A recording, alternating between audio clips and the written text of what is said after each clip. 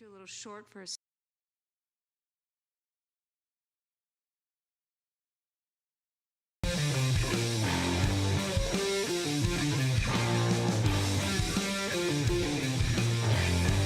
What's up, nerds? Welcome to another episode of the Multiverse Report. That's right, we're back tonight. We are recapping the week's nerdy news from the Fortress of Solitude to the Hellmouth and everywhere in between. My name is Mike Gibson. With me as always is Steve Haller. What's up, Steve? I was trying to figure out where we were going to go tonight.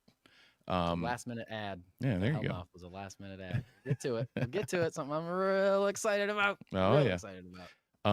So yeah, no, another day, another podcast. Because for anyone who missed it, last night we were on Mon Comics feed doing their Big Five Live. Great feed. Brandon and Co. Well, Brandon and Brandon Co. that we were with on the podcast. We're great. Check that out. I'll probably try and throw a link to that in the notes somewhere. But yeah, that was a great time. Yeah. Mon or MON, Middle of Nowhere Comics is a great YouTube channel. Middle of Nowhere, right down the road. Yeah. From the Syracuse area that we kind of hooked up with, and he does a series of your what's it called, like the Big Five. Big Five Live, right? Is what? Yeah. Big Five Live, and it's a live stream where he and another group of comic people, or either YouTube creators or podcasters, in our case, come on and we pick 5 comic books from our personal collection to talk about why they're important to us. Maybe it's a rare book, maybe it's just something that means a lot to you personally, and we kind of go around and all talk about them. It was a super fun time. Right. And Steve and I shared 5 books from our personal collection, and so did the other people as well. So, is it bad that we talked about comics for so long that I forgot like 2 of the 5 that I showed? Well, there were so many books flying through there. True, but also, as you and I were just talking before we went live here, that I did not spend nearly enough time picking out books for the show. I grabbed like a couple like collections and like some trade paperbacks and like one single issue, because I was just like, I'll just talk about these things that I love. And then the first like 2 people went to share their books, and they were like, I have this like 1 in 25 variant cover signed by blah blah blah. I was like, oh, I'm playing the wrong game. These need to be individual books that are important to me in one way or the other. So like literally, if you watch it, you will see me take my headphones off and leave and go to the other side of the room. What you don't see is me frantically going through my short boxes, like, where's that one issue of Batman that I love? It's all that kind of stuff. So hopefully they'll have us back, because it was super fun, and we'd love to do it again, and I'll be more prepared. Yeah, I wouldn't be surprised if there's another collaboration between us and Brandon at some point here in the future. Yeah, I wouldn't. Neither would I. I would not be surprised. He's a great guy. We had a great time. And one of the books that was shown will actually show up later as one of our review books. Oh, cool. Yeah. I actually don't have a book to review this week. I did not make it to... Did I go to Funky Town this week? I feel like I did, but maybe I just... You were there? Yeah, you were there for the Battle Beast thing. Yep. I just didn't get a thing to review. Yeah. I could review the one book that I bought, but it's not down here. But I can talk about it. Oh, that works. Anyway, we got some DC stuff. We got some Marvel stuff. We got some miscellaneous stuff. We got some Ninja Turtles stuff. We got a comic book story and reviews, as previously mentioned. Plus, we are going to end this episode by talking about the last 3 episodes of the greatest Star Wars thing. There's no question on that. Like definitely series. Definitely yeah. Because you said thing, so I guess there is a question mark. But thing makes it a question mark. But like one of the greatest Star Wars projects to ever grace our screens. Andor finished up its season 2 this week. And we're going to talk about the final 3 episodes of that in great detail. But we're going to start by saying, 1, this podcast is sponsored by Funky Town Comics and Vinyl. So you go check them out in Camillus, New York. They just had a very successful midnight release for the new Invincible spinoff Battle Beast. They did a 24-hour Whatnot stream, which was also very cool. You guys, if you have anyone listening to this does Whatnot auctions, things like that, Funky Town does some great ones. You should check them out on Whatnot. Jeff is in his element on those things. Have you ever been in the shop when he's doing one of those? Yeah, I was It's when I oh was yeah, there yeah. this past week. Yeah. Yep. Yeah. Like, Yeah, I got to be on it and talk about my Kickstarter. It was oh, that's nice. awesome. It's cool. Yeah. Yeah. Yeah. He's definitely in his groove when he's working on those. Yeah. When I got there, I was talking to Jesse, and he handed me a 1 in 2000, Oh, you saw, yeah, I the saw that too. original. It's like the Battle Beast book with original artwork drawn Yep. on the front cover by Ryan Otley, series artist Ryan Otley. Um, and then it was I was holding it, looking at it, and he goes, "Yeah, that's a $2,000 book." I was like, "Oh, It's like, wow!" and Holding when this somebody right in my says that hand. to you, you're like, you have that kind of flinch, and you're like, I Yeah, don't. like Oh, don't drop that. I Don't drop I that. should give this back to you. I don't have I white shouldn't gloves be on. holding What's this. going on? And then within 5 minutes, somebody bought it on the Whatnot. Yeah. It was great. Yep. Yeah. Speaking of comics, folks, we're down to the wire here. This Thursday morning at 9 a.m., my Kickstarter ends. So you have from now until 9 o'clock in the morning on Thursday to pledge to my Kickstarter for I Brought a Gorilla to a Gunfight. This is like I said, it's an action-packed, 30-page, oversized comic book about a female bounty hunter in the Old West whose partner is a giant gorilla. She throws knives and rides on top of a gorilla. It's a great book. It's honestly probably my favorite comic script I've ever written. I'm very excited about it. I'm very excited about the artwork that I'm seeing come in. I just got a new batch of colored pages from our colorist, Michael Woods. It's all great. It's just beautiful. Matt Flint's artwork is great. He's finishing up the last couple pages this week. So everything, we're like on track. Like this book is going to be given, it's going to be finished quickly once we are funded. We have to get funded. We're just around 70%. I think we're right under 70%. So Yep. I know a lot of people wait to the last minute. So there's a real chance that it's going to be fine, but that doesn't stop me from being crazy anxious about Of course. it. So please jump on and support I Brought a Gorilla to a Gunfight on Kickstarter. There's only a few days left in which to do so. If you have ever loved me in any way or listened to something I said and thought it was nice, then I would love for you to pay me back by supporting this Kickstarter. Oh, or Brought a Gorilla to a Gunfight. looks like you just got another song to write. Is that true? I believe so. Or something similar to it by the jump that I just saw from the last time I looked at it. So if anyone funds the top tier of Mike's book, he will write a personalized song to you based around about gorillas. About gorilla facts. Yep, that's true. Steve's getting one. I am. So if you want one that's totally different from Steve's, but also is about gorilla facts, then you can pledge to that highest tier of my Kickstarter. You also get, variant covers and your name in the book and all this other cool stuff. A spicy pinup from Matt Flint. And let me tell you, it's pretty spicy. Pretty spicy. I don't know. It seems pretty clean. It does. That's a good pun. You've seen it. Yeah. It involves a bathtub. So, any bathtub fetishists out there trying to corner that market. Hitting all the niches here. Yeah. Anyway, my book's on Kickstarter for a few more days. Please pledge to it. Support it. I will love you forever if you support my Kickstarter. And with that, I believe we're ready to dive in to some news. Steve, you're ready to dive into some news? I think we should do that, Mike. I think we should. Well, I would say probably the biggest piece of news this week that had everybody talking, everybody in my algorithms wouldn't shut up about the new Superman trailer. Yes. We got a full trailer, not just a teaser, not an extended clip of the crypto sequence. These are things that we've previously gotten. This is a new full trailer for James Gunn's Superman movie coming out this summer, July 11th. This featured a bit more of a story.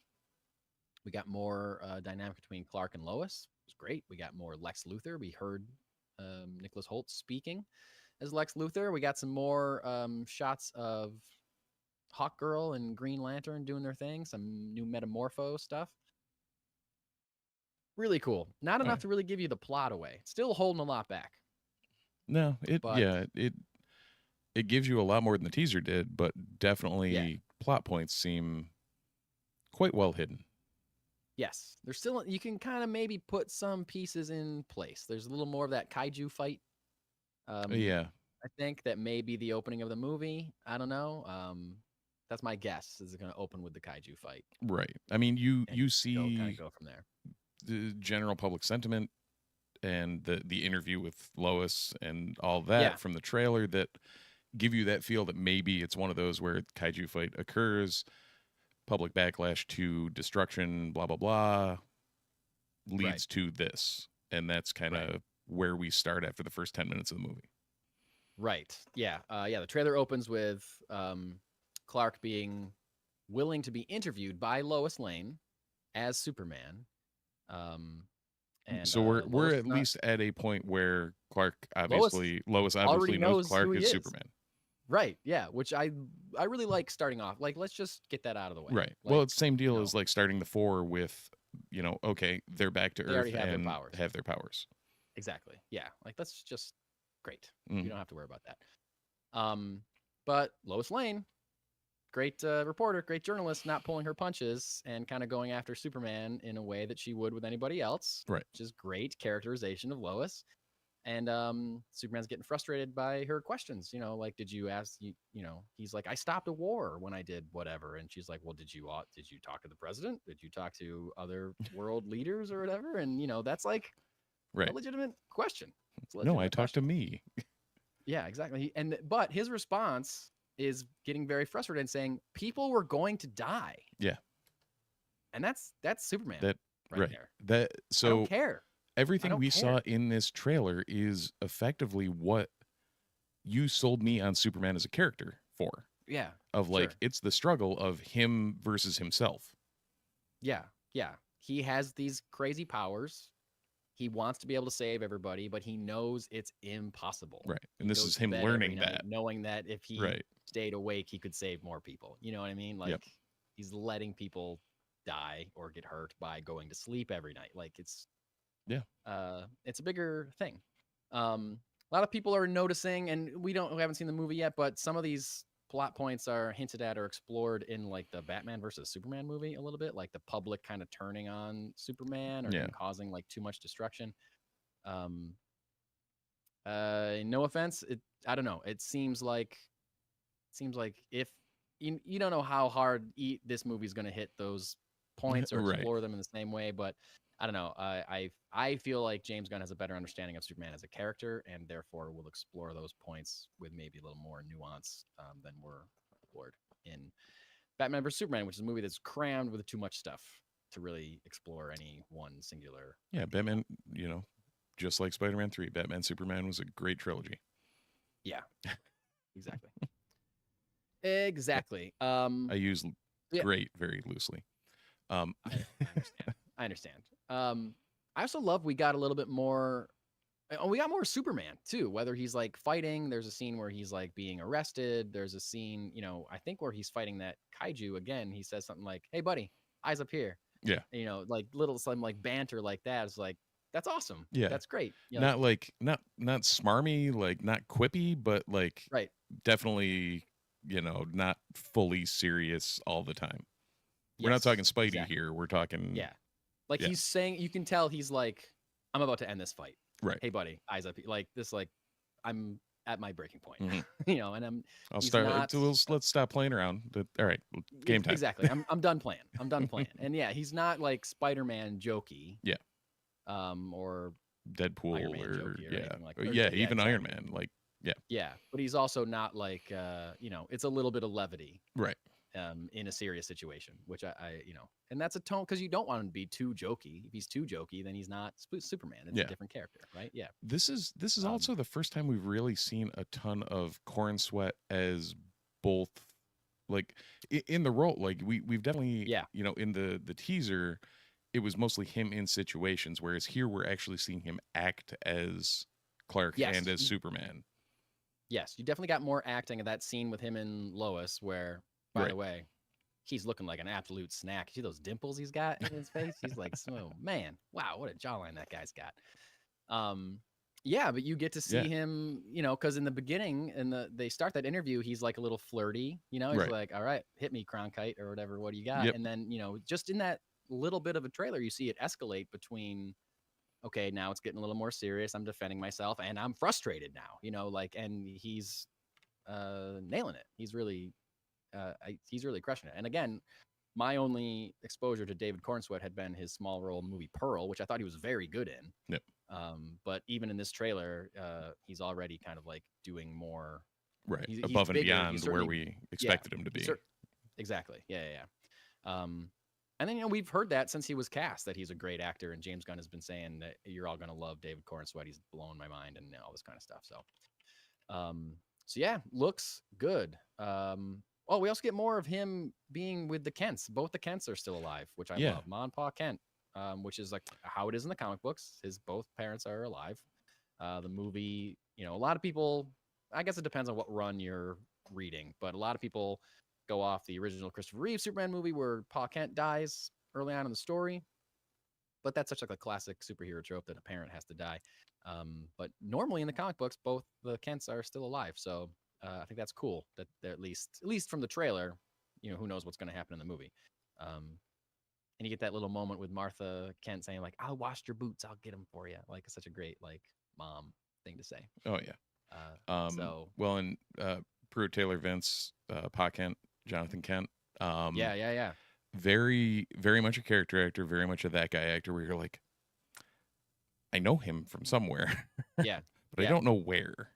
But he's also got like the line of the trailer, like your choices, your actions make you who you are, which is like which is Superman. That's the Superman. Right. I mean, that's his with great power comes great responsibility. Like exactly. Yeah.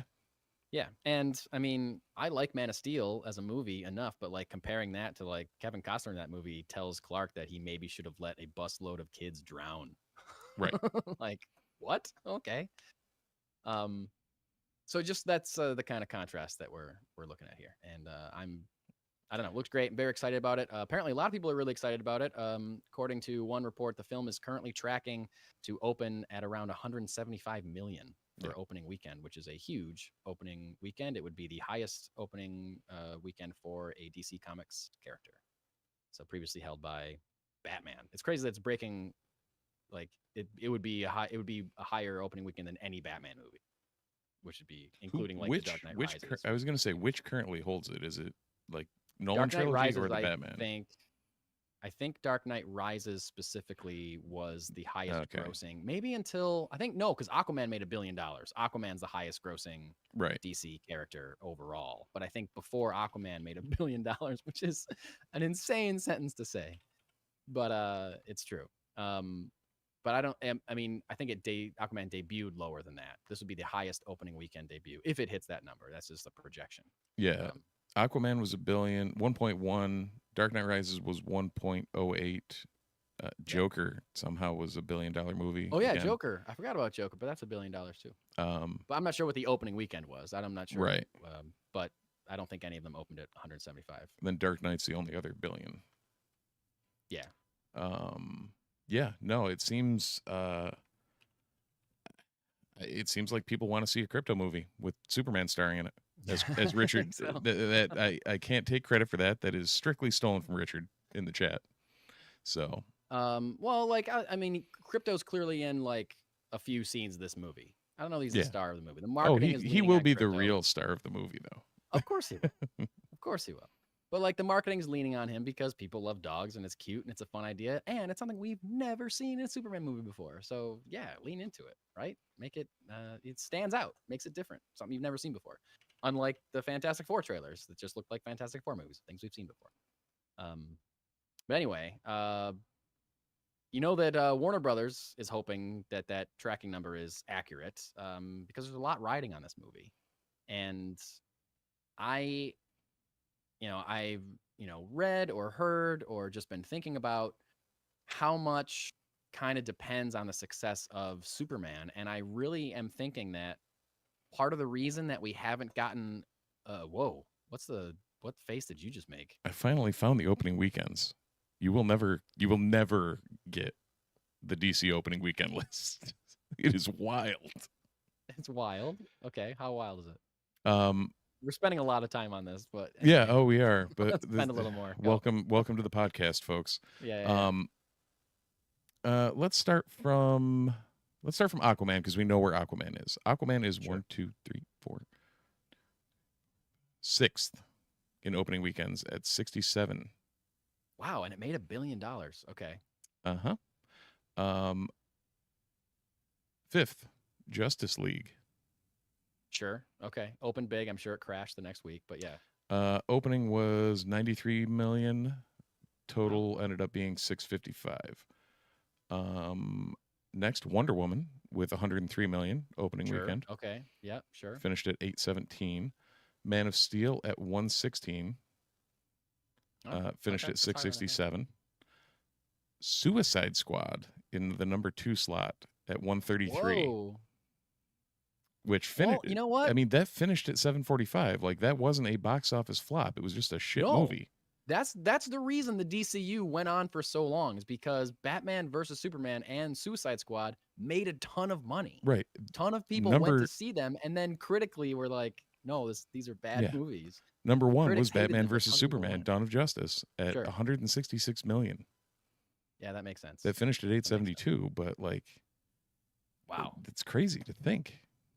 The Suicide Squad opened at 26. Well, yeah, because that came out when COVID was still a thing. Oh yeah, I forgot about that. Or it was the tail end of COVID happening. Movie theaters were barely happening, but. So Wonder Woman was $1 billion movie. Wonder Woman 1984 opened at 16 and was a $169 million movie. That was high COVID. That came out during big time COVID too. So. December 25th, 2020. Dead Nuts in the Middle. Not a great movie. Yeah. Right. It also didn't help that it wasn't good. Yeah. Right. What was I saying?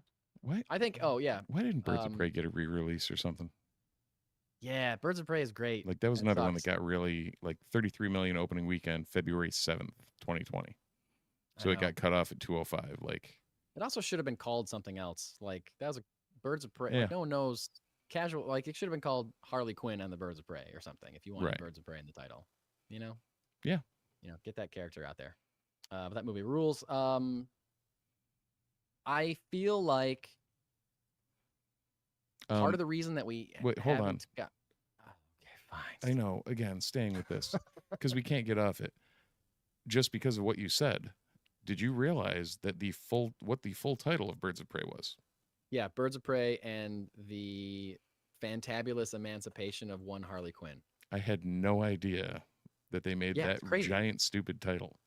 Like, that's a funny title. It's a great comic book title. It's a great comic book title. It's a horrible movie title if you want to get people to watch your movie. If you want casual viewers, it's a really bad title because then everyone shortens it to Birds of Prey. Right. And I don't want to watch a movie about I do want to watch a movie about a golden eagle, but that's like, what is it, an owl, a raptor, and or an owl, an osprey, and a golden eagle go to a bar or something? I know, yeah. Like, Birds of Prey is not a, like, people in, like, comic book readers know what that means, but like casual, casual fans know who Batman is. They see Batman in the title, great. Right. But, you needed to put Harley Quinn up front in that title, and they didn't. Right. Even Aquaman, you see the promo and you know what you're in for. Yeah, I got it. There it is. Aquaman, water, got it. Trident, we're good. Right. Exactly. Anyway, as I've tried to say 2 times already. Yeah. But wait, no. I think a lot of the reason we haven't gotten updates on other DCU projects is because the studio is waiting to see how Superman goes. I don't think they really want to, like, hit the gas on all of these ideas if Superman tanks. And, we already got Supergirl's happening no matter what. Lanterns is in production. But we haven't really heard, besides Peacemaker, and Peacemaker's its own thing, because Peacemaker season 1 was a huge hit. Right. So they were hitting the gas on Peacemaker season 2 no matter what. But and do we know how Creature Commandos did viewership wise? Like, we know I think it did pretty good. I don't know the numbers, but we know critically it was solid, and pretty well. Just about everyone I saw that watched it thought it was great, but who knows what the numbers actually say? Right. I don't think anybody was really looking at that to be like the next Peacemaker necessarily. Yeah, but at least it was kind of a bellwether on, like, is there at least a draw for this? For sure. And I think there definitely was enough, because they're making a season 2. They've announced a season 2 of the Creature Commando. So, but, like, there's so much riding on Superman. If Superman bombs, and I don't think it's going to bomb, but if it does, then, like, does James Gunn even stay on as head of DC Studios? Like, how hard do they pivot if Superman doesn't work? Oh God. Now, I think it's going to be a commercial success, at least, based on the tracking numbers. It's going to have a big opening, I think. Yeah. But I think that's why we haven't heard about the Themyscira show being greenlit at HBO. It's why we haven't heard more about the Swamp Thing movie or the Brave and the Bold, or we haven't fleshed out what's happened with Pattinson versus a new Batman or anything. Like, I think this is all like they're all in a holding pattern. They're like, we're not going to spend any more money on anything else until we hear how Superman goes. But I can imagine that, like, if Superman is huge, then like the next month we're going to get like, this is greenlit, this is going, here we go, here's all these announcements. Like, if Superman hits, then it's just going to be Warner Brothers like pushing in all their chips. Well, and that's, I mean, that's when what where when what, Mike? Great sentence, great string of almost sentence starts from you just then. I looked up the answer to my where when what, but it was about when Comic-Con was this year. I knew it was I couldn't remember whether it was end of July, early August. But what date is Superman? Is that July 11th? Okay. July. So 2 weeks after that, where they will know how Superman did, is Hall H. Comic-Con. So do we find out in San Diego all the like, I guarantee they've got it in the bag right now, just like, all right, if this happens and this hits X number, we're saying doing this, and this. If it doesn't, we're doing this. Yeah, exactly. Yep. Smart. To be smart.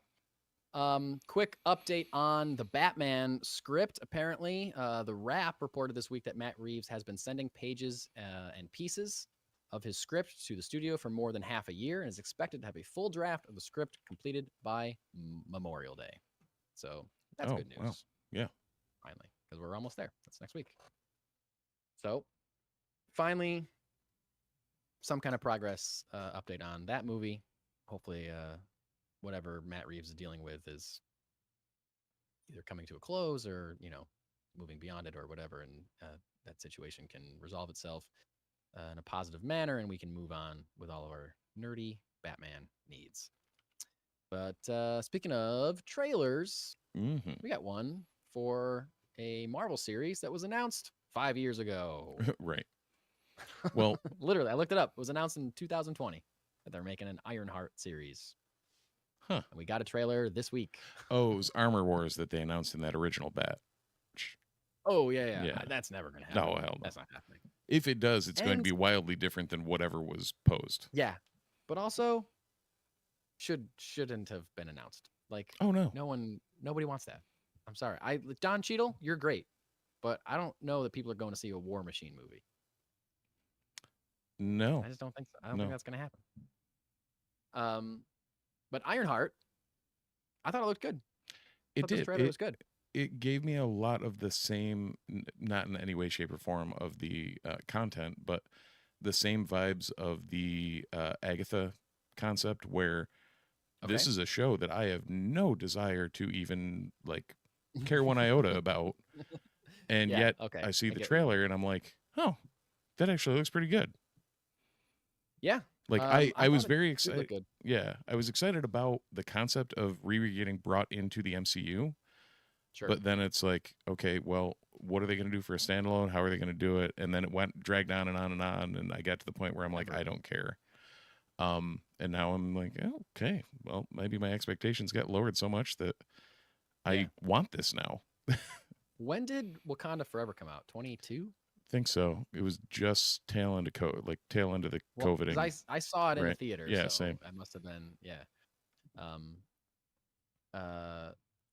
So yeah, she was introduced in Wakanda Forever. Yes. Movie that came out a long time ago. That was her internship that was referenced in the trailer. Yeah, there's some flashback looking things in the trailer. Oh yeah, I forgot we actually see Shuri and I remember liking her in that movie, but also thinking that she seemed shoehorned in to that plot, and they could have taken her out completely, and it would have maybe made a little slicker of a movie. Like, she didn't need to be there. I want to say there was similar to the America Chavez thing. I want to say because of how COVID screwed up schedules and that, Oh, she was okay. supposed to be in somewhere else and got kind of wrapped into that instead because like we needed to put her somewhere before she got her own series. Yeah. Um, but yeah, A good spot to put her. You know, she's working with Shuri and stuff. Like it makes, or right. Shuri. You know, It makes sense. MIT genius, Wakandan Yeah, genius, go for it. yeah, it makes sense. But I just remember that plot line not being super important to the movie. But I liked her as a character, Yeah. and um, I thought this trailer looked good. It's full of a lot of characters I'm not familiar with because I've never read Ironheart books or anything. I don't know if her side characters or I actually have a villains or number anything like one of that. her. Oh, really? I picked up like the first five. It was one of those standard where like I picked something up, I started reading it, I liked it, and then I missed an issue or two and then never came back to it. Right. But it was definitely a solo ongoing that is sitting somewhere in a short box in that Nice. little hobbit door. Nice. Um, Also always fun to see Han Solo. I forgot that Han Solo was in this movie. Playing just some dude, I think, Yeah. at the end. That's Um, okay. Yeah. Okay. oh yeah, I was sitting there, not I'm Harrison like, Ford. no, but I Apologize for was that. sitting Yeah, there, I'm like, why does that guy look familiar? Why does that right. guy? And then as soon as you said Han Solo, I was like, Yeah. oh, Aaron Reich. Oh, okay. Got it. Yeah. Yep. So, So this show debuts on June 24th. It's going to be 6 episodes total, and they're dropping 3 of them on the first day. yeah. Interesting. Like, usually, so what my brain has figured out from when they drop a lot on the first day, usually that means the first episode is a setup and like Yeah. learning the character. And they want you to be able to binge like this first little arc that introduces you and hooks you for the next 3. And it's like, why can't we just start making stuff that can be an episodic series? Yeah, I know. I mean, that That's so weird said, to drop half of it. To drop right. half of it is strange. Like with Like you did Andor, 2. I loved it. Yeah. So I don't know. Again, maybe it works I out well. loved it, but I also don't love that it's over already I at the don't, same time. yeah, I don't love that it's over already, and I don't love that I had to find time over the course of the week to watch Of a an week to entire watch 3 movie, hours. Yeah. like every week for 4 weeks. Yeah. It's kind of a big ask. Yeah, It was a big ask, but we were up to the task. absolutely, and we'll find out more about that later because We sure they landed will. the X-wing on that one, boys. They sure did. Something else that we'll find out more about next year is what's going on with Miss Jessica Jones, as Kristen Ritter has officially been announced that she'll be reprising her role of Jessica Jones in season 2 of Daredevil Born Again. Now, this was highly rumored. Weeks ago, Kristen Ritter was seen shooting things in New York City, where they shoot Daredevil. But yeah, she played Jessica Jones in 3 seasons of her own Netflix show and in the Defenders miniseries. I love the Jessica Jones series. I think season 1 is a perfect season of television. Season 2 is okay, yeah. Not bad, but it's not as good as 1. Season 3 was really good. It was a step up from 2, not as good as 1, but I think a lot of people didn't watch season 3 because the show had already been canceled before season 3 came out. Yeah. But I thought season 3 was really good, really intense. But the big question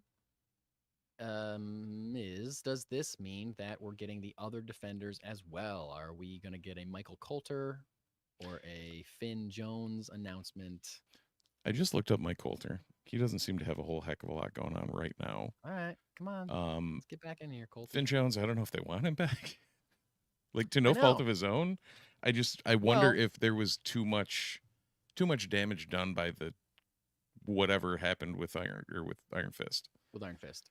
Well, 2 things. One, our 2 rules of nerddom. Everyone loves the Empire back and nobody likes Iron Fist. But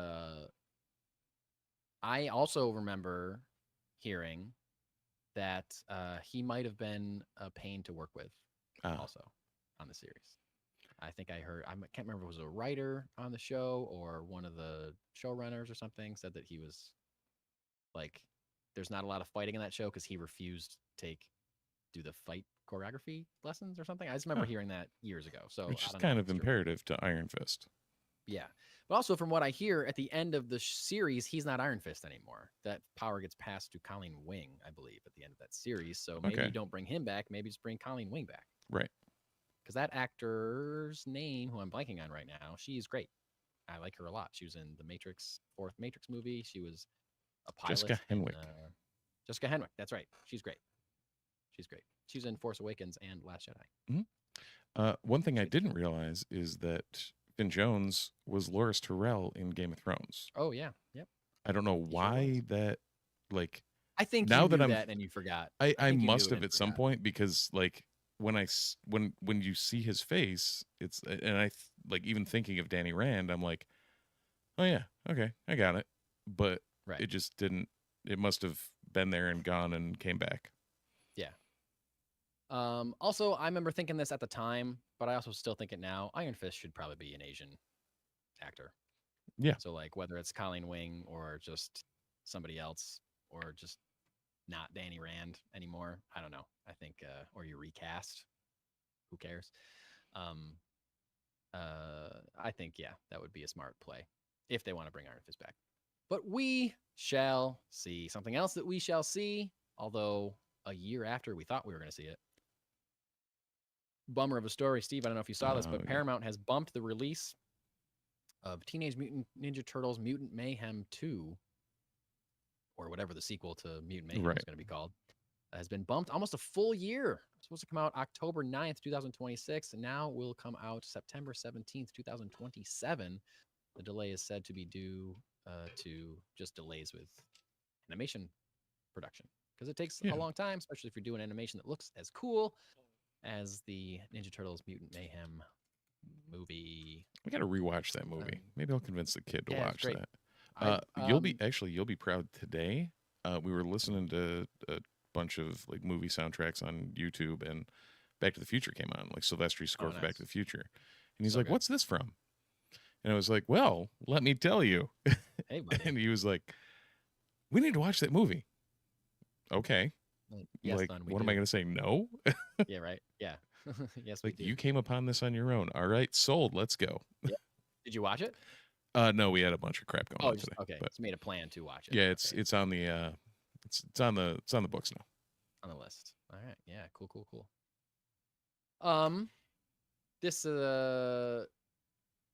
yeah, that's about. Oh no, that's what I was gonna say. My son at the his school book fair this week picked up a Ninja Turtles graphic novel that I believe is based on. It's like in the same universe as Mutant Mayhem, or the same version of the characters. Cool. And he was looking at it. He's like, "This looks really great. We got to watch that movie again." I was like, "Yeah, sure, okay, man. Anytime. Sure. That movie's hilarious." In a miscellaneous space for now, until this show is on the air, and I force Steve to talk about it with me every week. Hey, you're gonna force someone that never saw more than like an episode of the original. Well, I got them all on DVD. You can borrow them. Binge the thing if you want to catch up. We talked about this at the very end of an episode a few months ago, because despite my excitement for it, it completely slipped my brain when I was making the rundown, and I remembered it at the end of an episode. So if you're someone who doesn't listen to the entire episode sometimes, then maybe you missed us talk about and tell you that they're currently working on a reboot of Buffy the Vampire Slayer with Sarah Michelle Gellar. Sarah Michelle Gellar is returning. It is assumed that other cast members will be returning as well. No one has been announced, but has been rumored and has been hinted. But the series is going to focus on a new generation of Slayer, a new Slayer. Sarah Michelle Gellar will be a big part of it. She may be more of a recurring role, but she's not going to be necessarily the main lead. She'll be a lead of the show as Buffy Summers. But now we know that the other main lead of this show is going to be played by a young actor named Ryan Kira Armstrong, who you may remember because she played Fern in Skeleton Crew. Mm-hmm. That's right. Captain Fern is going to be the new Vampire Slayer alongside Sarah Michelle Gellar herself. Very exciting. So yeah, the show was officially announced this past February. New Buffy series being developed and produced by Chloe Zhao. Wait, wow, what? I remember that. Yeah. I don't remember that part of it. No. Yeah. Yep. Okay. was like she had the idea and pitched it to Sarah Michelle Gellar. It was like her thing. Huh. And so her and SMG were working on it together for a long time, kind of coming up with what it was going to be. So Chloe Zhao and Geller are producing it. It's going to be written and showrun by Nora and Lila Zuckerman, who have been writers on shows like Poker Face on Peacock and also Agents of S.H.I.E.L.D. All right. And a bunch of other stuff. They've worked together and separately in a bunch of other TV shows, so they know what they're doing. And yeah, Ryan Kira Armstrong, Captain Fern herself. I just pulled up her Wikipedia, by the way. You know what's frightening? We're now running into actors that were born in 2010. That's insane. 2010. We're old. We're old, Mike. I was like, oh, she 2010. Was like, my brain's like, oh, she's a kid in Skeleton Crew. Like, you know, oh, yeah, that makes her 15 now. She's 15? Yeah. I thought she was like 8 in Skeleton Crew. I don't know what to tell you, man. Way younger, right? In Skeleton Crew, they're not supposed to be teenagers. I thought they're supposed to be like probably like 9, 10-ish, somewhere in there. Yeah. Yeah. Wow. Shit. Yep. Wow. Well, good for her. Good for her. I'm excited that a Buffy reboot is happening in general. Buffy the Vampire Slayer, probably my favorite show. I'm not excited that I'm getting old. No, I'm not excited about that. But you can embrace it. Okay, when we get to the point where like actors are our son's age, we're crossing the threshold there, buddy. Well, then we can end the podcast if you want. No, we'll just have to acknowledge it's like we'll have to change the title to something. I don't know what. The old man report. The old for never mind. We're not. Yeah. Okay. Yeah.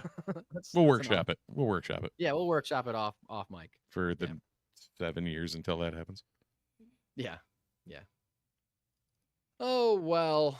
Moving on to comics. I saw this and thought it was very cool. We haven't had a good comic story in a while. But Steve, you read an issue of Ice Cream Man once, right? I did.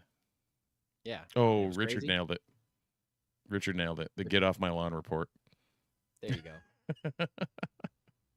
We just slowly segue from talking about nerdy news to talking about Metamucil and that week.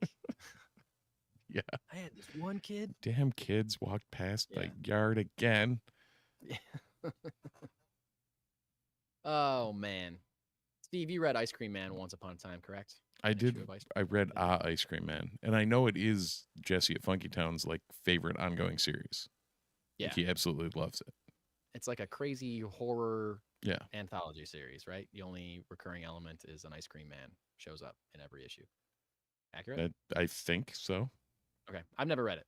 I've literally read the single episode or issue that was given to me, and it was a really good issue that I don't know if I could read more of. Wow. Well, okay.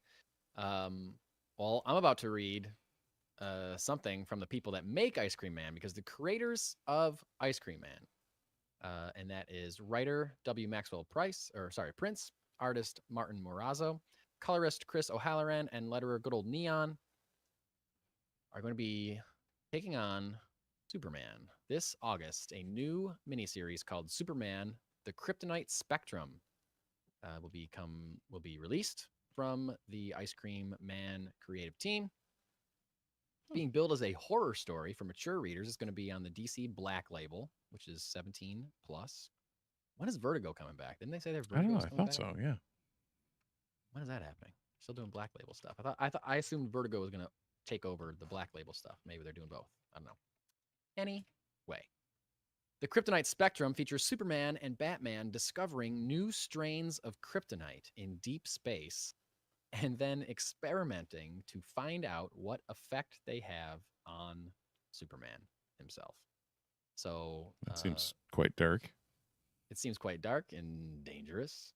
And I think the article that I read said Batman is there because he's a plan for every possibility kind of guy, right? Yep. But then things may happen that even can outsmart and not even Batman can predict. We all know what green kryptonite does and yellow kryptonite, and those have been around for years. But what about purple kryptonite? What about spotted kryptonite? What about whatever black kryptonite? There's all these. They're introducing new strains of it. And W. Maxwell Prince said the following about the story. I want to tell a bonkers story that also explores real human problems. These kryptonite shards are, in fact, pieces of Kal-El's home. It's his own home that hurts him. This idea that home hurts can also be applied to Batman, Wonder Woman, etc. So we're exploring that idea that inside this framework of our usual experimental storytelling. We're interrogating all this stuff within the bookends of something decidedly wacky and full of make your jaw drop man of tomorrow moments. It's what we do best, an admixture of sad, funny, and strange. So that sounds great. I don't know that I've ever read a Superman horror story, so that alone No. makes me interested. And the fact that it's going to be weird and insane with all these kryptonite variants changing him, causing him to do insane things that I've never seen before, sounds great. So I'm a big time in on this. I think I will be picking up Superman Kryptonite Spectrum on August 13th Nice. when it comes out. Yeah. So, Steve, you had a comic to review. I did. What do you got? Well, it's one I grabbed a couple of blind bags on during the release. It is Cool. Battle Beast #1, Of course. the next of the Invincible universe. Robert Kirkman and Ryan Ottley as the team with Annalisa Leone. I remembered Leone. I couldn't remember exactly what her first name was. Great team. Ottley and Kirkman were the original Invincible. It's what you'd expect. It's ridiculously over the top gory. It's a I mean, here. For example, let's see. Let's see it. Where's the page? Shield your eyes, people. Like that Whoa. sort of stuff. Hell yeah. Well, Wow. like through the panel, like over the top ridiculousness. Yeah, blood splatter. Yeah. That also, still fits within a good story. Following I can't remember. He says what they Thok, Thokk, apparently is his name. The Battle Beast himself, basically on his quest to find a worthy opponent, like your standard overpowered martial character that just needs to find someone who can not defeat him in battle. All right. Yeah. And so far through one issue, he has not found that person, as you can imagine. I guess I don't know how long this one's running for, but like well worth picking up. It was great. The art's cool. The blind bag thing was really fun. Just like, how cool is that idea? Yeah. And how come that's never happened before? I don't know. I've never heard of that happening. Blind, like there was you could buy a blind bag, which was like, an opaque, your comic came in an opaque red bag that said Battle Beast on the front of it. And so you open up, you don't know, there's like a million variant covers. You don't know what variant cover you're going to get. So that was, I picked up 2 of them. This is the 1 in 25 that I pulled out of it. Right. Yeah. And then cool. Or no, sorry, I picked up 3 because I got I got a blank, I got the 1 in 25, and then I grabbed another one and got the reprint of the Spider-Man and Invincible team up with a foil cover on it. Yeah, so cool. I was like, that's just fun. Yeah, and some of them were like issue 2 of Battle Beast before it's even out. Like, it's crazy. It's such a cool idea. And would I have bought 3 issues of Battle Beast #1 ever otherwise? No. Right. No. Like, I would have grabbed a single A cover and called it a day. Yep. Call it a day. But like, I was like, cool. I'll grab 2. Like, they were the same price as a normal A cover. They just mixed the variants in with it too. So very cool. Very cool. So, I got a hunch that's not the last we'll see of that, because that kind of brings the I know, the trading card game and like sports cards type thing into the comic realm. Right. But worst case, you buy one and you get an A cover of the book you wanted anyways. Exactly. Best case, you get the 1 in 25 that you don't want to open, so you grab another one, right, and give it a shot. Yeah. Or you get issue 2 and then you turn around and you buy issue 1 because it's right there still. Yeah. So you can check out Battle Beast at Funky Town Comics and Vinyl.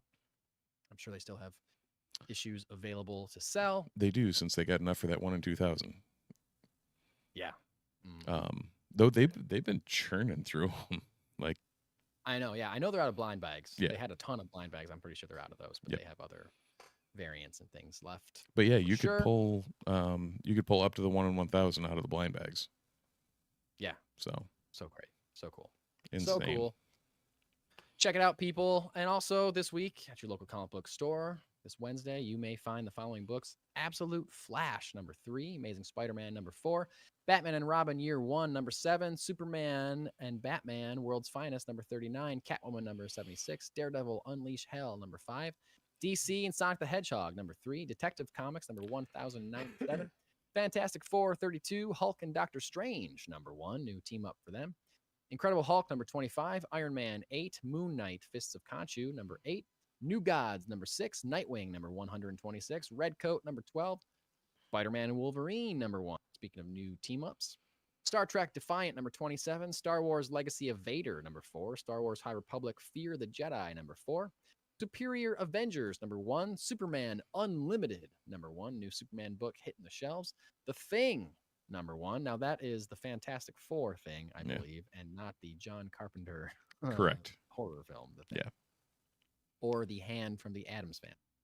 Oh, that'd be great. Vision, I want that. That would be great. Vision and Scarlet Witch, number 1, Titans, number 23, Ultimates, number 12, Vampirella, number 2, Wonder Woman, number 21, and Zatanna, number 4. All these books and many, many more. I think I'm probably gonna get DC Sonic the Hedgehog for my son. I will probably get Absolute Flash.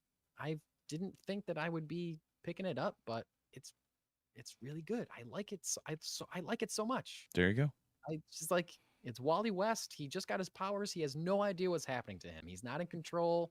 He's jumping from different timelines. The story jumps from different timelines. It's like, oh, that's great. Chaotic. Yeah, it's chaotic and crazy. The art is big and explosive and wild, and it's just super cool. It's like I've always thought that the Flash should be more of a chaotic character, considering their power set. Right. And this book is really like nailing that. Nice. Especially like when he just gets his powers, doesn't know what's happening or how to control them, and he takes a step and suddenly he's 5 miles away from where he was. Things like that. And that's I've got 1 and 2. I just haven't read them, so I was debating on whether or not I was picking up 3. So maybe I'll read them sometime really when I have spare time. Yeah. What's spare time? A lot to get to. A lot to get to. But I think that might be it for me. Just What are you grabbing this week? I guess Absolute Flash. I don't know. I don't know if I'm gonna pick up like Spidey and Wolvie.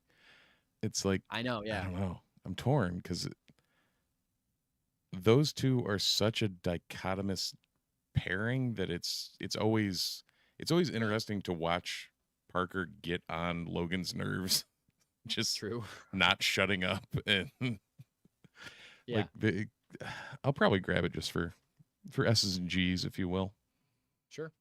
But yeah, beyond that, Ultimates is still on the poll, but I'm nowhere near caught up on that. So no, I'm in that phase where I don't have a ton on my poll, but the stuff that's on my poll I'm not caught up on. So yeah, right.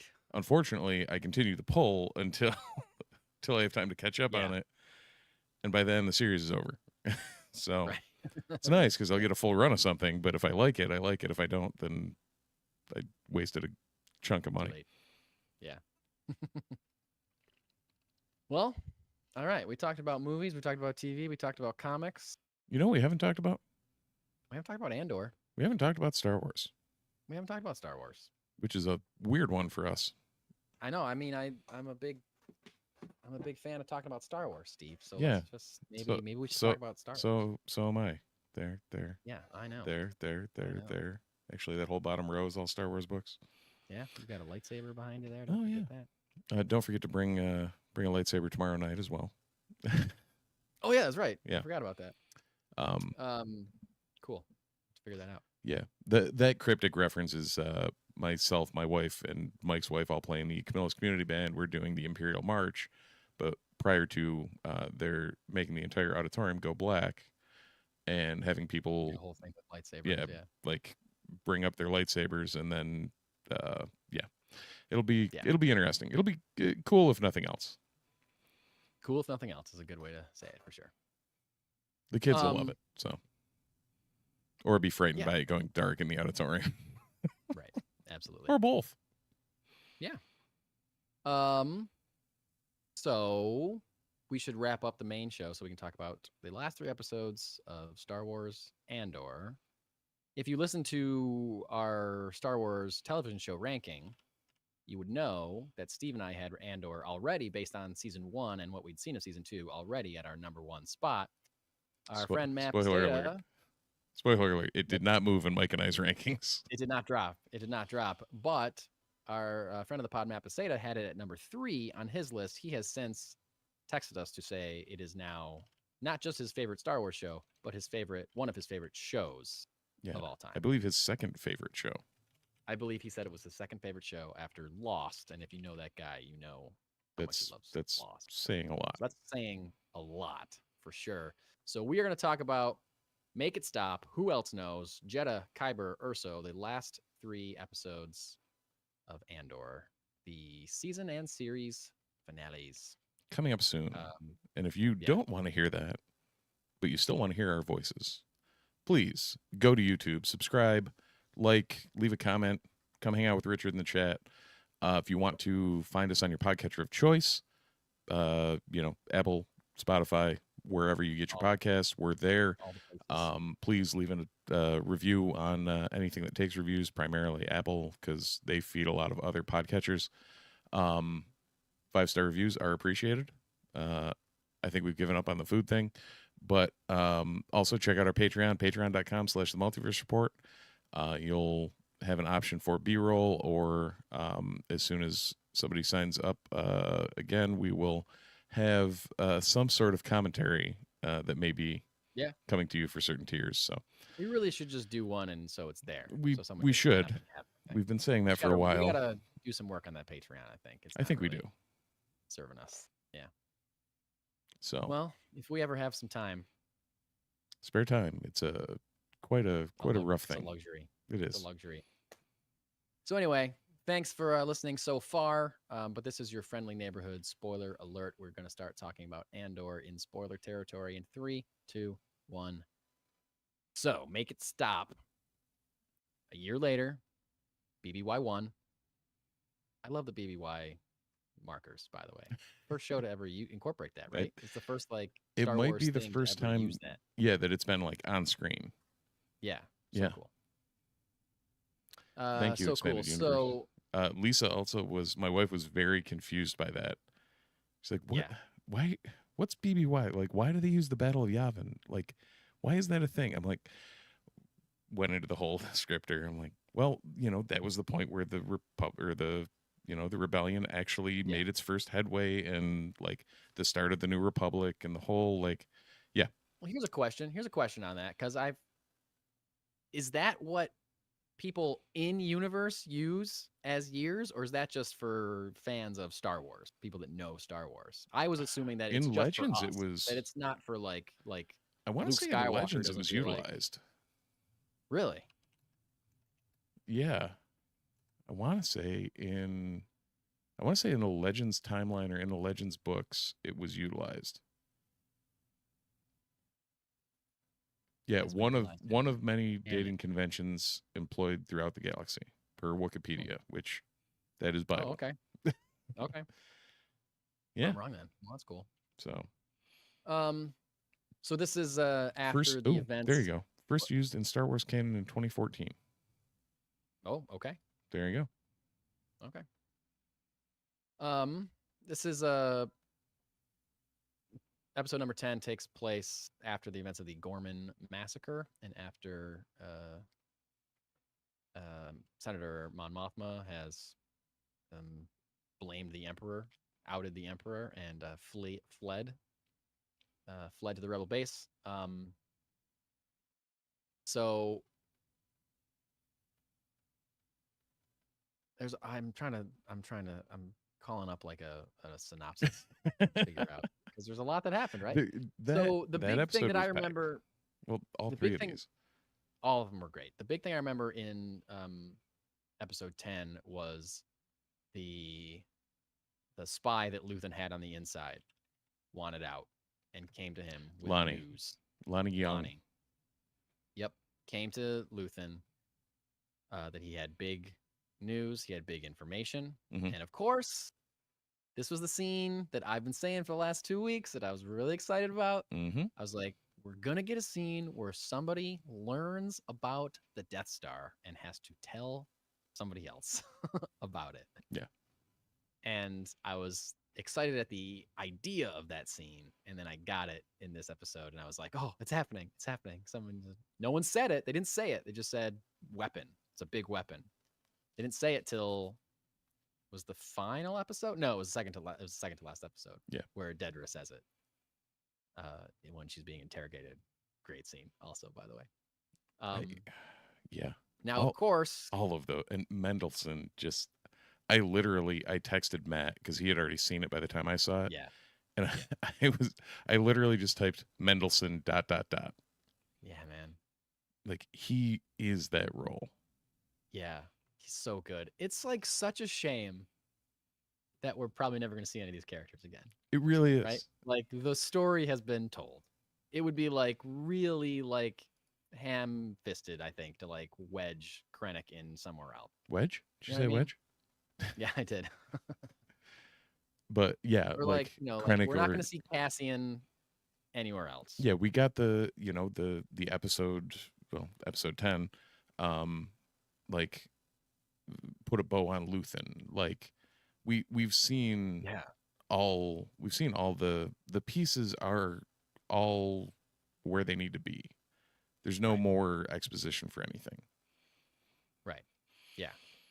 Like Stellan Skarsgård is Luthen. Like, I know, no more Luthen, no more Clea. Like, it's like all these. I mean, we could see more Clea. That's true. We could see more Clea. We could see more Mon Mothma. Right.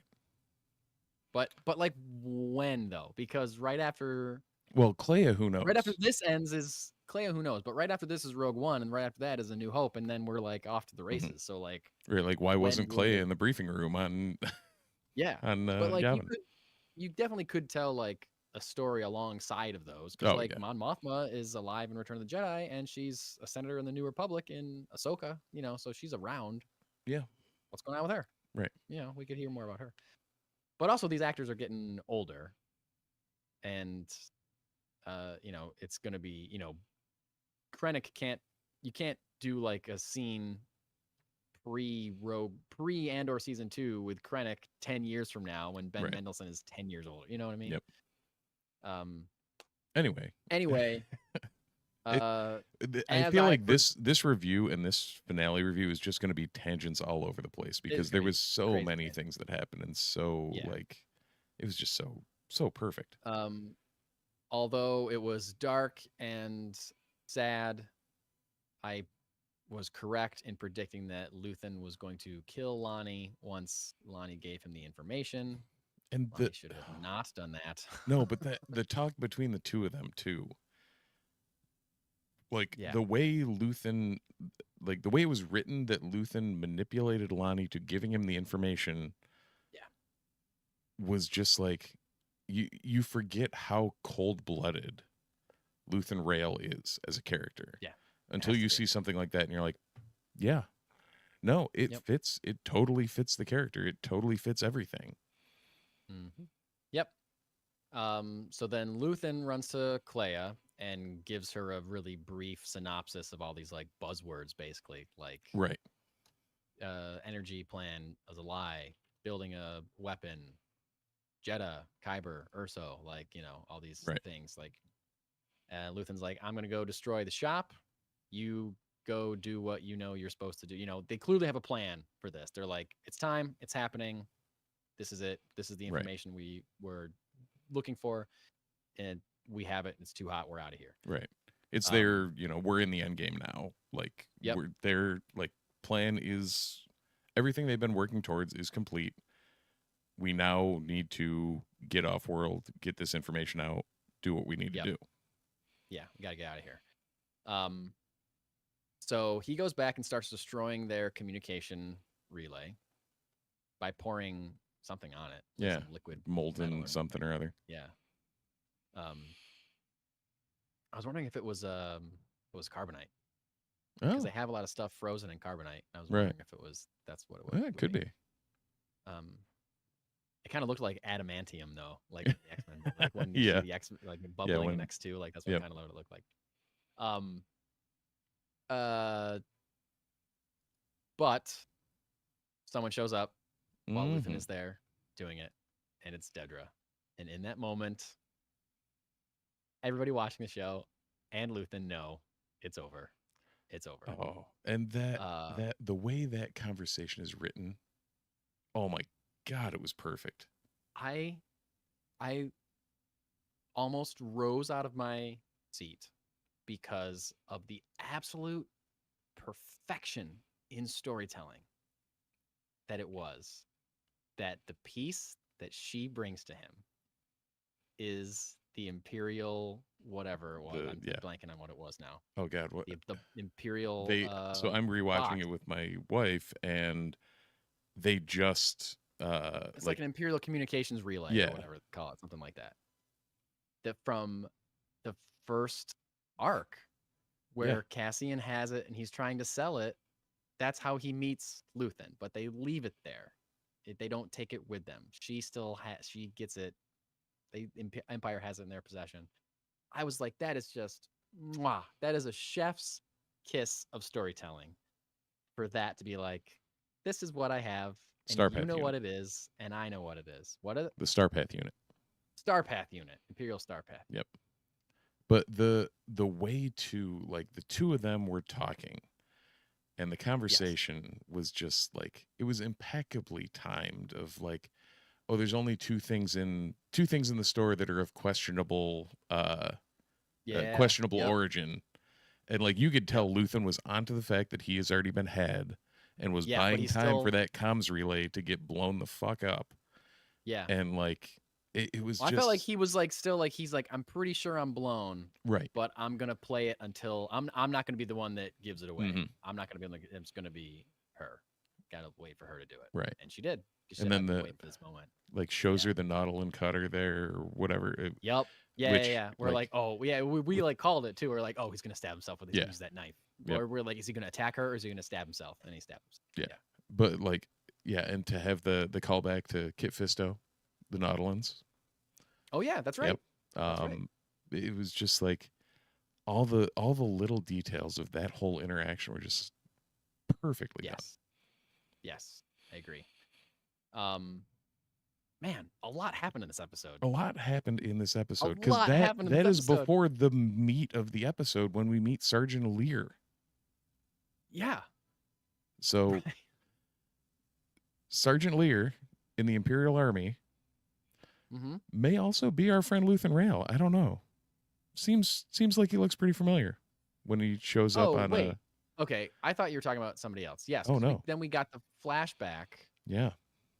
Of how Clea and Luthen met each other. So okay. So I thought you were talking about somebody else. Then I'm confused. Now I know what you're talking about, but do we know who Captain Lear is supposed to be? Have we heard that name somewhere else? No. Rail is just Lear backwards. Oh, sure. So his alias he took is literally just his name reversed. Okay. I didn't remember hearing a name called in that scene. So I was like, it was like right at the beginning. Like one of the first there was like it was him talking to himself and then somebody was trying to call for him. Yeah, okay. Yeah, and we see that he's clearly like shell shocked. Yeah. Yeah, shell shocked, like wants to get out of here, like isn't necessarily believing in the cause anymore. And Clea is hiding in the ship. So we see them develop a relationship. We see them start traversing the galaxy and selling stuff and getting interested in rare antiquities. And was that and where also start blowing stuff up? Was that explosion on Naboo? I thought it was Naboo. Okay. I thought it was Naboo. I think that I wasn't crazy then because that was my thought too. Yeah. It's funny, like My wife loves the show. She Yeah. loves it, but she's not as like in the weeds. Mm-hmm. You know, and she likes Star Wars. She likes all the movies or whatever. She's seen them multiple times. But again, she's not as in the weeds. She doesn't remember all the planets. Like that's not something that she's gonna care about necessarily. Like Tatooine, she would know. Yeah. But you know, so like I feel like from an outside perspective, it would be funny to watch the both of us watch Andor, where she's just like watching it normal, and I'm like, is that Naboo? It looks like the architecture of Naboo. And I'm just like analyzing, saying weird. Yeah, gibberish. it was like the arcs and all that stuff, and I'm like, oh, that kind of looks she's like like Naboo. not responding. I don't expect her to respond, and she's not because she doesn't care and can't verify anything that I'm fucking talking about. Is that Naboo? I So don't know. funny. I don't know, Yeah. Mike. I really don't know. Pretty sure it doesn't matter. It's like, but it does also, for like 3 shows down the road. That's right. Speaking of Naboo, I think that I saw a skull of a Gungan. Yes, in you did. Luthen's shop this week. Okay. You did. I don't know if I can't remember when it was this in this chunk of 3 or if it was previous. I think it was in this one. Okay, yeah. I was like, is that a Gungan skull? That's wild. There was a lot of wild that went on in these episodes because we're about like halfway through one episode. One episode. Insane. Because then after the intercut with that is Luthen being taken by the ISB, but he's wounded, but he's still alive. So you know, she's like, Dedra's like, I need him alive. I need him alive. Clea disguises herself as a nurse, infiltrates the hospital, distracts the Imperial Guards by blowing up something else, another building. Fitting. No, it was a bunch of the hover tanks. Okay. Okay. And then she sneaks into the room and takes him off life support and lets him die. Yeah, which it was one of those where it was like, you're watching this whole thing and it's like crazy infiltration, like blowing things up, hiding, like playing it off and then shooting the guy. And then you get there and you're like, is she taking him out or is she taking him out? Oh, trying to save him, And like in my brain, I'm like, she's going to kill him. But there was still enough of a question where it was like, I mean, does she crack and try and like roll him out of there or what is going on? And then she unclips that and it's like, okay, perfect. Yeah. You're not wrong, but I did not even think for a second that she was going to take him, try to save him out. I didn't until after the fact when I was like, okay, if it was someone that hadn't picked up on all the cues of Clea's character and their relationship, like there's still, they left it up to enough of a question to like, oh, she's going in to get him. It's like, no, she's going in to end this. Like to end this. Cut the loose ties because that's what Luthen would want her to do. Exactly. And you know what I loved about it? There was zero hesitation in her doing that. Like she walked in, looked at him, and did it. Like there was no like gentle caressing of his hair or a kiss on the forehead. Or there was reflection after the fact. I will love you. Yeah, exactly. She took a moment after and like we'll watch the last breath leave him. Right. Confirm that the target was neutralized, and then and she was crying while she did it. But I love that there was no like sentimentality over it. She's like, I'm here to do this job. Ka-chink. Right. He's dead. I'm sad, but he's dead, and I'm out of here. Yeah. Wild. It was so cool. And that was one episode. Right. Insane. I would have swore to you if you just asked me if I wasn't looking at a synopsis, I would have swore to you that her sneaking into the hospital was the following episode. Wild. But it wasn't. Also, because Dedra has been moved off that project, she was not supposed to do that. She was not authorized to order a raid and go arrest this guy. So she which is gets a fitting arrested. Callback to Cyril in the first arc. That's true. I didn't think about that. That's probably wouldn't have if I wasn't just watching episode 4. Wow. Amazing. Yeah. So yeah, she gets arrested for that. And her former assistant in the season 1, who I never thought we would see again or become a bigger character, and he definitely does in season 2. Very cool. Is the one that is assigned, so he's mad at her for doing that. They're like on a hunt for Clea, who's hiding out in the safe house. Well, man, they got a lot of use out of that safe house set this They season. really did. Big time. Yeah. And it was in much more disrepair this time. Yeah, like no one has been there in a while. Like probably since Cassian left. Probably, yeah. But they've used it since Cassian left. They used it for Mon Mothma when getting Mon Mothma off there too. They were there a lot. Well, that's when like since the last time they all left, which would have been a year ago. Yes, you're right. Yeah, no one's been there in a year at least. And Clea has like an old pulse code radio hidden in the wall. She gets that out and starts sending these like analog radio signals, similar to how Bix was doing it in the first few episodes of Andor on Ferrix. Right. It's like Star Wars Morse code. Yeah, exactly. Yeah. Willman intercepts that code on Yavin and then gets Cassian, Melshi, and K2SO to go. He thinks it's from Luthen. He doesn't know it's from Clea. They don't know that Luthen's dead, but they go to assumedly help Luthen. It's like a distress call. Which is against against any leadership wishes, which yes, that whole unsanctioned trip. Yeah, that it's great that we're at the point where they're trying to do everything they can in protocols to keep Yavin a secret. Yes. And Cassian's just like, no, screw this. I'm going to get him because the rebellion wouldn't be here without him. Yeah, and he's right.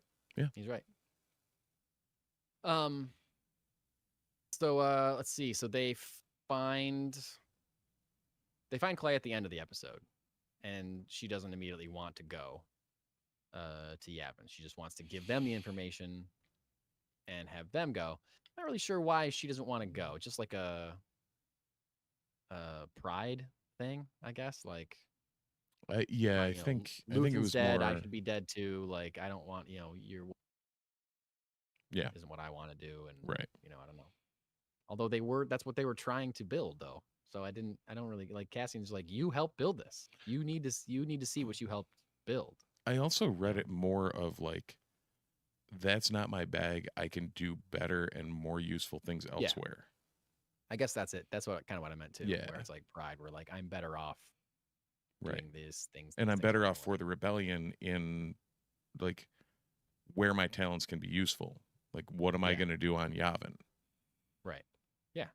So I guess we'll never know.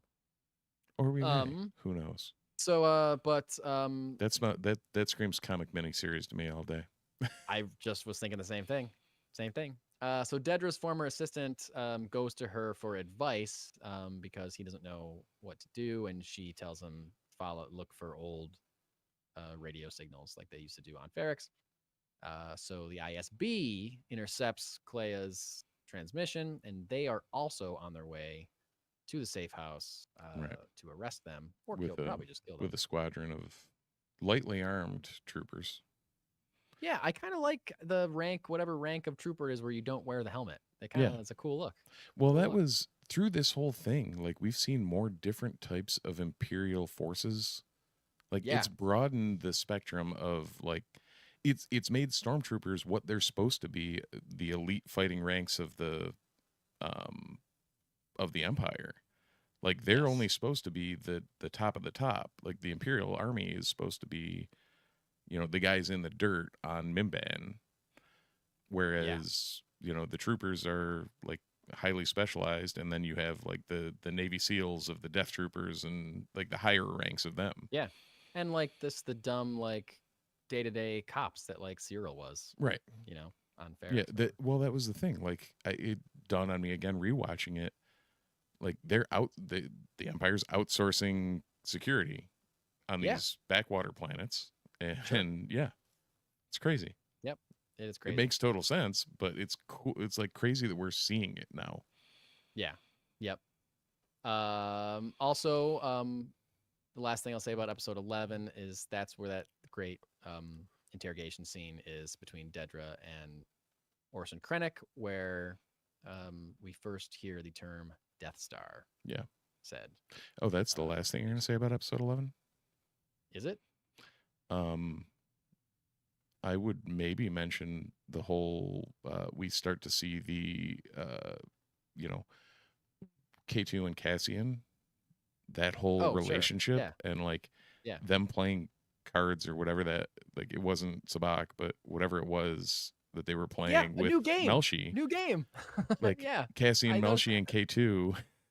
Yeah, it's like it was kind of was like it was like Texas Hold'em kind of, Yeah. but Star Wars a little bit. So Yeah, but I guess Sabak is also kind of like Texas Hold'em a little bit. yeah, there was a lot of But there were like stacks of credits and like other like cards or like plates or something they were putting together. right. Like I got excited when I was like, oh, ooh, New game. Star Wars game, new Star Yay. Wars game. But they you know, They'll be selling that at Galaxy's Edge tomorrow. guaranteed. So, yeah. Yeah. Yeah, K2, like you can tell he's grown to be like one of the guys type thing. Yes. Yep. Yeah, And he hangs out. Yeah, he's He just hangs out with Cassian. Yeah. right. So Which is cool because you know, you think about it, you're like, what? He just woke up. But then no, you're like, oh no, this is a year later. Right. Like, there's a year between every 3 episodes. So yeah, they've been hanging out for a long time. Because without that, it makes it seem like in Rogue One, they've only been friends for like a week. Yep. You know, but you add the year in there. Yeah, because they're super chummy. Like you said, they're playing games together. There's banter, you know. So the ISB team is, you know, bearing down on the safe house, and K2 realizes that, and realizes it. The end of the episode is him heading towards the safe house. Yeah. I kind of think that this would have played better. I mean, that's part of the reason why these were all released in big chunks, is because you could probably watch them without credits and it would flow together like a movie. But like literally, like episode 11 ended with a shot of the Imperial trooper team walking down the hall and started with like the reverse of that shot of their backs walking away from the camera. Like it was like, this is the same. This was shot immediately. Yeah. This was shot on the same day. This could have been the same cameras at the same time. Yeah, could have been together as a movie for sure. Yeah. But K2SO gets there in time and murders the entire team. Just savagely, pretty great. Holds up that little wiener and just like lets him get shot and uses him as shield and then like throws him into a wall. Oh, it's brutal. Dude, just the way he's like tossing people around. This is fine. Are you with us? No. Knocks him over. Great. Yeah. It's great. He had Leia in standard K2SO Tudyk fashion, he had a great one-liner when he got to them too. I can't remember what the hell it was, but it was like something along the lines, just deadpan. Oh my god, it's like great writing. Yeah, I am here, or it could have been something as simple as right. that. But they use a stunner, I think is what they called it. It was like a Star Wars flashbang, right? Basically, and it knocks all 3 of them down. Clea hits her head on the wall, wounded. I thought she was dead. Same. I thought she was going to be dead, and then therefore it's up to Cassian to get the information back to Yavin, and it more or less is because she's knocked out. But thanks to K2SO, they are able to get everybody back to Yavin 4, where they are in a lot of trouble for disobeying orders or just not filing, whatever, not waiting around. But Cassian tells them what he knows, tries to convince the rebel leadership that, it's good information. Luthen died for it. It's got to be worth something. Luthen's the reason that Mon Mothma's here. Like clearly there's people on that council that don't like him, just like in Rogue One. We know. Oh, I was going to say, we know there's people on that council that don't like Saw Gerrera. Right. Great scene. That was trying to work with Saw Gerrera. That was great. Mm-hmm.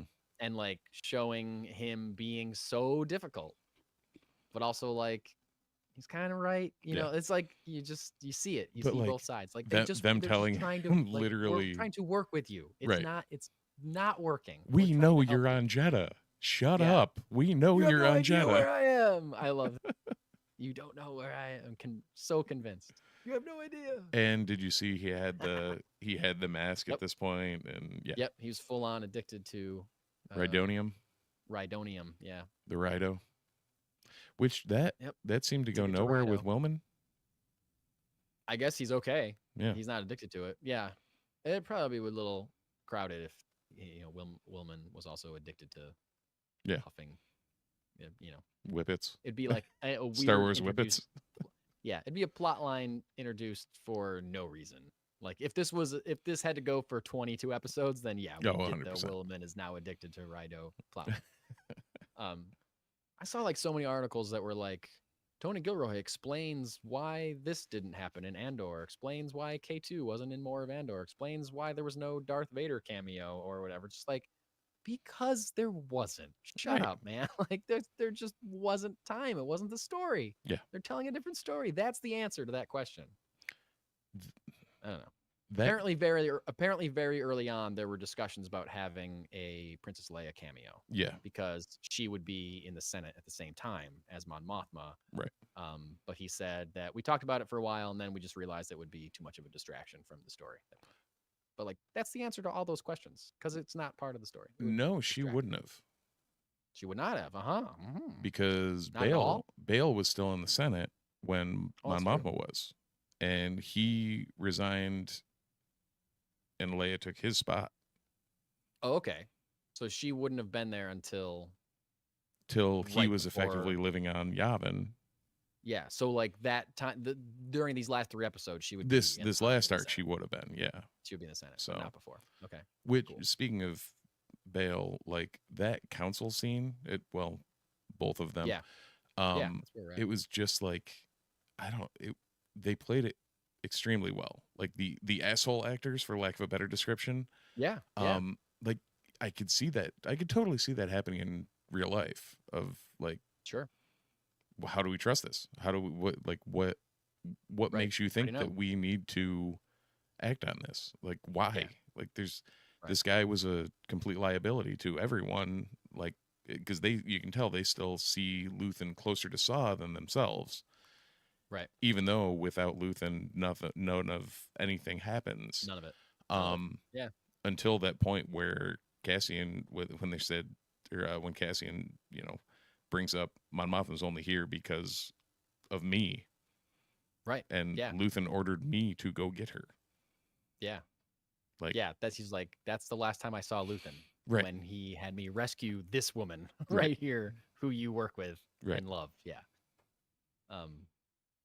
Yep. Very cool. Very cool all around. But they get in trouble. He doesn't necessarily convince them. But Vel is there. Mon Mothma sends Vel to talk to Cassian to get like another side of it. He convinces Vel. I don't know, like after there wasn't a whole lot of that conversation action. was great. Everything was great. Everything was great. But this isn't a show that ends with like a bang of like it doesn't end with a battle or anything like that because the last action scene. Sure, it does. It's called Leia. Rogue One. Yeah, well, sure, yeah, but the last action scene is them getting Kleia off of Coruscant, which is another reason why these 2 episodes could have been one movie, 1 hour episode, long or think, 2 hour because, long. like, instead, like this episode starts exciting, but then it just it doesn't peter out, but like it's a denouement for the rest of the episode, basically. Right, yeah. ties up the loose ends and then right into Rogue One, like literally. Yeah, the rest is getting people set up to where Rogue One starts. That's where like the rest of the episode is more. The start of this arc through A New Hope is literally one movie. Yeah. It's one like great 7-hour movie. Yeah, it's excellent. It's insane. It's excellent. Partagaz realized he's going to get arrested because he had no control because he was in charge. He was technically overseeing like the raid that went wrong and everyone got killed. Plus Dedra was on his team and she was out of control at the same time. So he realizes he's going to get arrested and kills himself. Yeah. Yikes. I thought that was a very but like the little things, like the guy when he like the conversation, but then the guy walks out of the room and just guards the room. He's like, nope, no need to go in. Like he knows. He knows what's happening. Like even the scene before when they're toasting everyone, like when there's too many, we can't celebrate them all, and Vel's like, sure we can. This is for Namek and like Cinta. It goes through the whole thing, and then Cassian's the one that says Cinta. Yeah, it's like, okay, this is all just hitting all the notes. Yeah. It was so good. Dedra gets sent to a prison facility like Narkina 5. Yeah. sucks for her. But what happens? Oh yeah. What happens? I saw somebody online post that her story is the perfect allegory for conservative women, like Hmm. women who kind of fight on the side of the patriarchy Yeah. and think, oh well, nothing's gonna happen to me Right. because I'm on their side, you know. But Leopards are never no, gonna eat not my always. face. Exactly, leopards are always gonna eat your face. Yep, exactly. Um, and then what we hear, it's just kind of rolls into Cassian's got an informant on One of Kafrene. Saw's contacts on on the ring of Kafrene, which I Yep, called a will couple only. episodes ago. I think that we were going to see that in the last arc. Yeah. Yep. Um, but So yeah, he's got the guy he meets at the beginning of Rogue One contacts saying, you know, I will only talk to Cassian. I right. don't know why he's saying. I guess I don't get why he will only talk to Cassian if he's one of Saw's guys. Probably because Saw only trusts Cassian compared to the rest of Yavin, or something along those lines. Saw hasn't met Cassian though. Oh yeah, no, Willman was the only one there, wasn't he? Yeah. So I don't know. Yeah. I don't know. Doesn't matter. He's only going to talk to Cassian. So well, Cassian and K2, he might know Cassian's one of Luthen's guys. That's true. He'd probably trust Luthen more than the rest of them.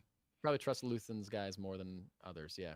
But yeah, I literally had the conversation with Matt earlier or a couple days ago about him and Saw never, like Cassian and Saw never crossing paths. Right. Because they don't until Rogue One. Right. Because otherwise that whole thing, yeah. He'd be able to talk his way out of that, of him getting imprisoned. Right. Like, no, Saw, she's with me. She's legit. Yeah. Right. What I gotta watch Rogue One again because I remember Cassian gets introduced meeting that contact guy. Yep. But K2 gets introduced rescuing Jyn from whatever like Imperial vehicle she's being moved in or whatever. Yeah. You know, so they're not together.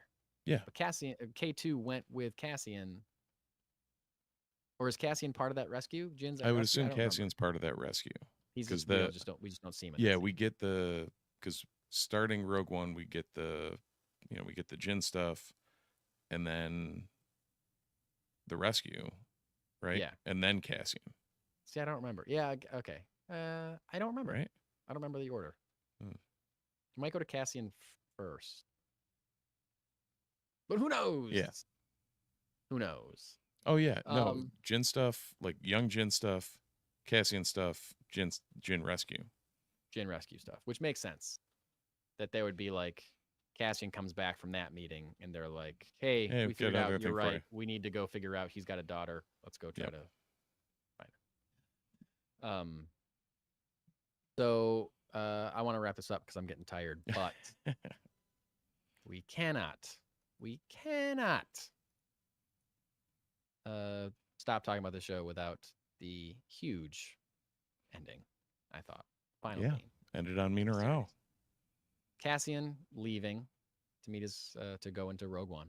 Yep. And then we go to Mina Rao, the wheat planet, and thank God we see B2 Emo being very happy, chasing another droid around.